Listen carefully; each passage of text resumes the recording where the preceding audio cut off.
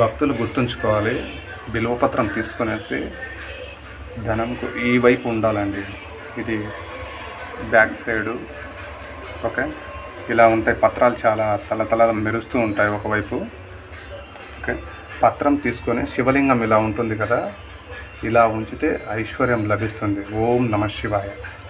పానపట్టం ఇటువైపు ఉంది చూడండి, కింద పానపట్టం ఇటువైపు ఉంది కదా, పానపట్టంకు ఆపోజిట్ డైరెక్షన్లో పత్రం ఉంచాలి, శివుడి తల మీద ఉంచాలి. ఒక్కసారి పెట్టి చూసుకోండి, పక్కాగా రిజల్ట్ ఉంటుంది. నేను చూశాను. శివుడి ఆశీర్వాదము, ఐశ్వర్యం లభించడానికి బిల్వపత్రాలు చాలా ఉపయోగపడుతుంది.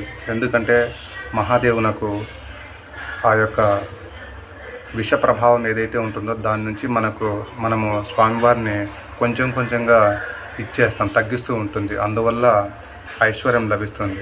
ఓం నమః శివాయ.